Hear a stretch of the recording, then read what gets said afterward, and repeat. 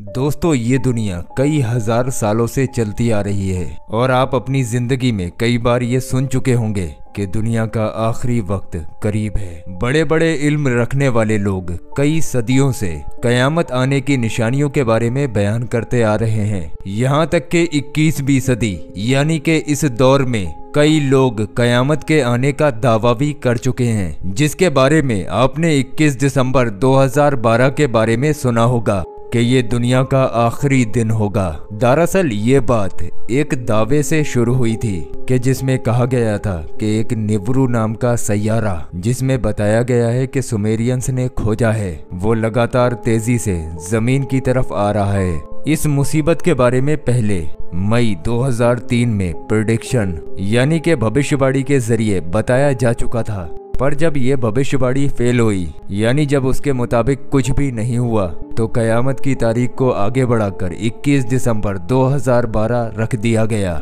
और इस बात को गुजरे भी 10 साल से ज्यादा हो गए हैं, लेकिन कुछ भी नहीं हुआ।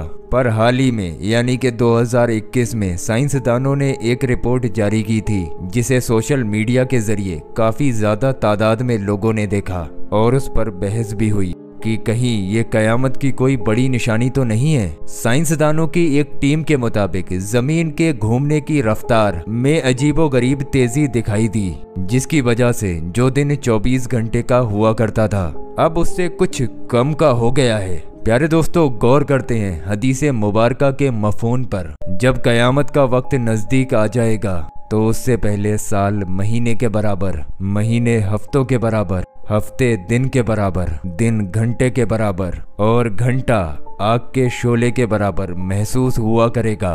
वक्त के एक मजबूत दायरे से हमारी पूरी कायनात का निज़ाम चल रहा है और ये निज़ाम जैसे जैसे ख़त्म होता रहेगा वैसे वैसे ये कायनात तबाही की ओर भागती रहेगी। और फिर एक दिन आएगा जब हजरत इसराफील अलैहिस्सलाम सूर फूकेंगे, तब ये कायनात वक्त के दायरे से पूरी तरह बाहर आ जाएगी और कोई जानदार नहीं बचेगा। कयामत आने से कुछ वक्त पहले एक हवा का झोंका आएगा जो ईमान वाले लोगों की नाक में से उनकी रूहों को निकाल लेगा और हर उस इंसान की जिसने कभी भी जिंदगी में अल्लाह को एक बार भी दिल से पुकारा होगा। और जैसे ही आखिरी ईमान वाले की रूह कब्ज की जाएगी, उसके फौरन बाद सारी दुनिया एक हैबतनाक और खौफनाक आवाज से गूंज उठेगी। पूरी कायनात तहस नहस हो जाएगी, दुनिया में तबाही का माहौल होगा, आसमान टूट जाएगा और जमीन फट जाएगी और समुंदर में भूचाल आ जाएगा। पहाड़ अपनी जगह से हटकर रेजा रेजा हो जाएंगे। कुरान पाक में अल्लाह तबारक व तआला का इरशाद है, सूरह इब्राहिम में आयत नंबर 48 पर अल्लाह पाक इरशाद फरमाता है, डराओ उन्हें उस दिन से जबकि जमीन और आसमान बदल कर कुछ के कुछ कर दिए जाएंगे और तमाम लोग बेनकाब होकर अल्लाह पाक के सामने हाजिर हो जाएंगे। दोस्तों, ये आवाज ही हमारी नई जिंदगी की शुरुआत होगी, जब हर चीज फना हो जाएगी, मसलन इंसान, जिन्नात, हत्ता के फरिश्ते भी। हदीसे मुबारका में आता है, जब अल्लाह पाक अपने अर्श पर एक ज़र्ब लगाएगा और फरमाएगा, कहाँ है बादशाह, कहाँ है जो खुदा होने का दावा करते थे, कहाँ हैं जो मजलूमों पर जुल्म करते थे। पर इन सवालों का जवाब देने वाला वहाँ कोई मौजूद ना होगा, क्योंकि कायनात का तो नामो निशान ही मिट चुका होगा और अल्लाह पाक की जात के अलावा कोई भी बाकी ना रहेगा। हर तरफ खामोशी छाई होगी। पर इंसान होने के एतबार से हमारे जहन में ये सवाल जरूर आता है कि आखिर कयामत कब आएगी। पर इस बारे में अल्लाह के सिवा कोई नहीं जानता, मगर अल्लाह पाक ने इंसानों के लिए कुरान में और हमारे और आपके प्यारे आका हुजूर अकरम सल्लल्लाहु अलैहि वसल्लम से कयामत से पहले होने वाली काफी निशानियों का जिक्र फरमाया है, जिनको हम पूरा होते देख भी रहे हैं। और इससे हमें ये भी मालूम हो रहा है कि अब कयामत में बहुत कम वक्त बाकी रह गया है। दोस्तों, जैसा कि अभी हमने पीछे जिक्र किया कि कयामत के नजदीक वक्त बहुत तेजी से गुजरने लगेगा, जिसमें साल महीने के बराबर, महीना हफ्ते के बराबर, हफ्ता दिन के बराबर, दिन घंटे के बराबर और घंटा एक चिंगारी के मानिंद होगा। जैसे लगता है कि इसके पूरे होने की भी शुरुआत हो चुकी है, क्योंकि साइंसदानों की 2021 में आई रिपोर्ट के मुताबिक जमीन की गर्दिश करने की जो रफ्तार है उसमें मामूली सी तेजी आ चुकी है। जमीन की रफ्तार तेज होने की वजह से एक दिन 24 घंटे से कुछ माइक्रो सेकंड कम हो गया है। हदीसे मुबारका में वक्त की तेजी से मुराद शायद वक्त की कदर से मुताल्लिक है। और जैसा कि हम देख रहे हैं, इस दौर में इंसान इतना मसरूफ हो गया है कि उसको एक लम्हा फुर्सत का नहीं मिलता। अगर हम ये कहें कि एक इंसान की जिंदगी मशीन की तरह हो गई है तो ये भी गलत नहीं होगा, क्योंकि आज के दौर में इंसान की सोच सिर्फ और सिर्फ पैसा कमाना ही है और इसी वजह से वक्त गुजरता रहता है और हमें महसूस तक नहीं होता, क्योंकि जब हमारा ध्यान कहीं और होता है तो वक्त का गुजरना हमें कहाँ महसूस होगा। इसके हवाले से एक दूसरी राय ये भी पेश की जा सकती है कि जदीद मॉडर्न टेक्नोलॉजी मसलन सोशल मीडिया और दीगर प्लेटफॉर्म की वजह से फासलों में अब कमी आ चुकी है और देखा जाए तो एक जगह से दूसरी जगह जाने में पहले जो वक्त लगता था, आज हाईटेक और हाई स्पीड ट्रांसपोर्टेशन की वजह से वक्त इंतहाई कम हो गया है। पर क्या जमीन की आई रफ्तार में तेजी की वजह से दिन और रात में कोई तब्दीली आएगी? इस हवाले से साइंसदानों ने जमीन में आई तब्दीली की वजह से कहा है कि वो इंतहाई कम वक्त है, इतना मामूली वक्त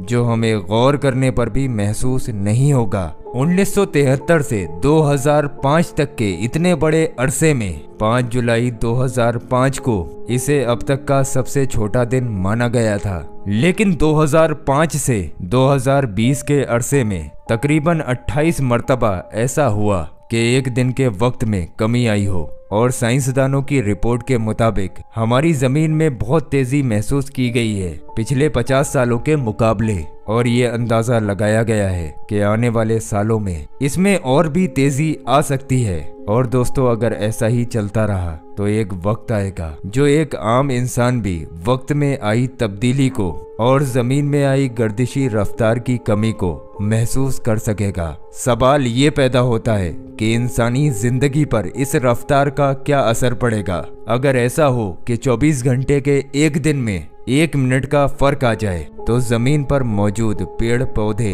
और इंसान सभी पर इसका असर पड़ेगा। पूरी दुनिया का सिस्टम बिगड़ जाएगा। लेकिन साइंसदानों का मानना है ऐसा होने में, यानी कि वक्त अचानक से तेजी के साथ चलने लगे, ऐसा एकदम से तो नहीं होगा। हाँ, अगर ऐसा होता है तो इसमें कई सालों का वक्त लगेगा। अब दोस्तों, क्योंकि वो अकली एतबार से सोचते हैं, इसलिए उनका मानना कहीं हद तक सही हो सकता है। बाकी हमारा अकीदा तो ये है, अल्लाह ही हर चीज पर कुदरत रखने वाला है, वो जो चाहे वही होता है। हदीस में वक्त की जिस तेजी के बारे में जिक्र किया गया है, वो तेजी अल्लाह चाहे तो अभी भी आ सकती है, और अगर ना चाहे तो कई हजार साल के बाद भी नहीं आएगी। और जब वो वक्त करीब आएगा, जब अल्लाह का हुक्म होगा, तो उसकी वजह से जलजले और तूफान जमीन पर तबाही मचा देंगे और तब इस जमीन पर जिंदा रहना नामुमकिन सा हो जाएगा। लिहाजा कुरान पाक में अल्लाह पाक का इरशाद आलीशान है, जब जमीन भूचाल से हिला दी जाएगी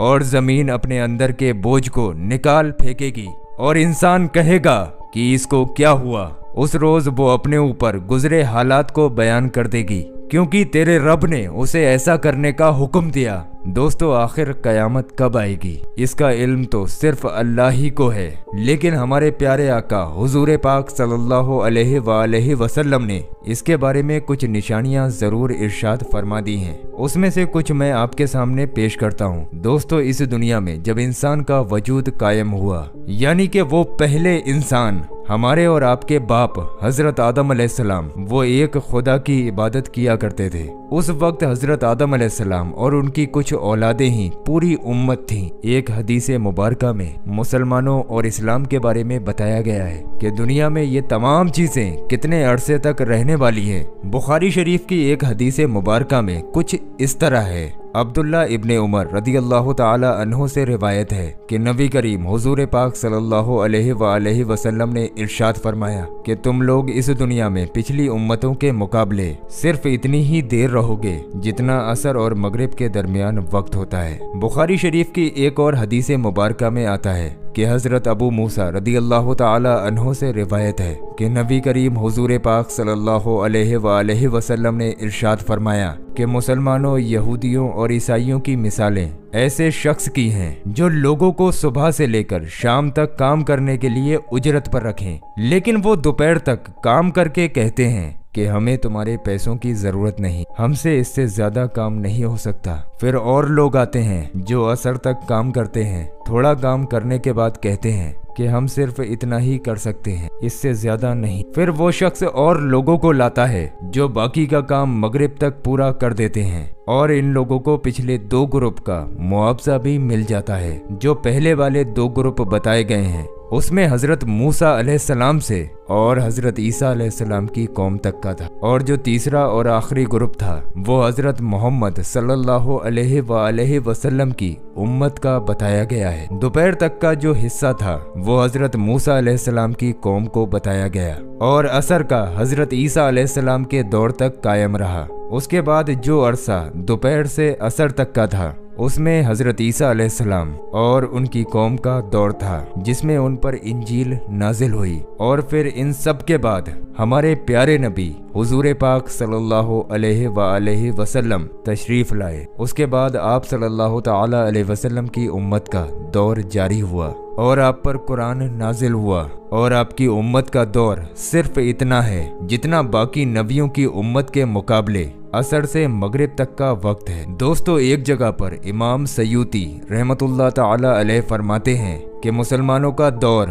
व वजूद महज 1 दिन के बराबर है, और आलमे अरवा में 1 दिन 1000 साल के बराबर माना जाता है। लेकिन अल्लाह के नबी सल्लल्लाहु अलैहि वसल्लम के फजलो करम और आपकी दुआ से अल्लाह रब्बे कायनात ने इस उम्मत को आधे दिन की मोहलत और दे दी। इस हिसाब से शायद उस उम्मत का अरसा 1500 साल बनता है, और ये अल्लाह को बेहतर मालूम है। दोस्तों, आज हम 1444 हिजरी में हैं, तो क्या इस हिसाब से मुसलमानों के पास सिर्फ 56 साल का वक्त बचा है? याद रहे, ये महज सिर्फ एक अंदाजा है जो इंसानों ने लगाया है। नबी करीम हुजूर पाक सल्लल्लाहु ताला अलैहि वसल्लम से ऐसी कोई बात साबित नहीं है, और आप सल्लल्लाहु अलैहि वसल्लम ने महज निशानियां बताई हैं जो अल्लाह तबारक व तआला ने उम्मत को बताने का हुक्म दिया था। आप सल्लल्लाहु अलैहि वसल्लम से किसी ने पूछा, अय अल्लाह के रसूल, बताएं कयामत कब आएगी? नबी करीम सल्लल्लाहु अलैहि वसल्लम ने फरमाया,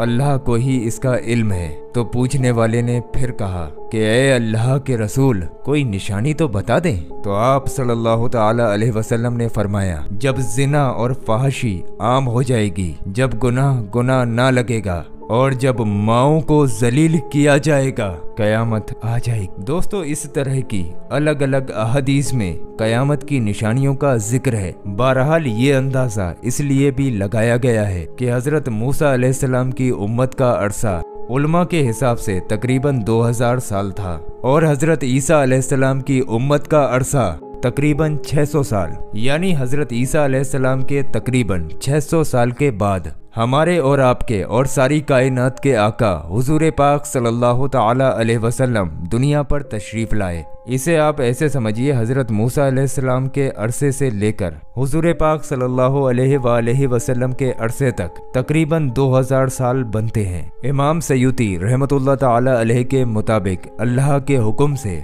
आप सल्लल्लाहु अलैहि वसल्लम की उम्मत को एक अरसे की मोहलत मिली थी, पर नबी करीम हुजूर पाक सल्लल्लाहु ताला अलैहि वसल्लम की दुआओं की वजह से आधे दिन यानी कि 500 साल की मोहलत और दे दी गई। तो इस हिसाब से इस उम्मत का अरसा हयात तकरीबन 1500 साल होता है, और बाकी अल्लाह बेहतर जानने वाला है। दोस्तों ये कैलकुलेशन आसानी से समझ में आने वाली नहीं है, क्योंकि हजरत ईसा अलैहिस्सलाम और उनकी उम्मत पर गुजरा पूरा अरसा कितना था इस पर इख्तिलाफ पाया गया है। पर इन तमाम बातों के बावजूद हमें ये तस्लीम कर लेना चाहिए कि क़यामत का वक्त बहुत करीब है। हो सकता है मुसलमानों का 1400 साल का या 1500 साल का अरसा पूरा होने वाला हो, क्या मालूम हो ये सदी इस दुनिया की आखिरी सदी हो, क्योंकि ये हम इसलिए कह रहे हैं। आप सल्लल्लाहु अलैहि वसल्लम ने कायनात के हवाले से जितनी निशानियां बयान की थी तकरीबन सबकी सब पूरी हो चुकी हैं, जिनमें सबसे बड़ी और आखिरी कुछ निशानियां पूरी होना बाकी हैं। दोस्तों कौन कौन सी निशानियां बाकी हैं और कौन कौन सी निशानियां पूरी हो चुकी हैं,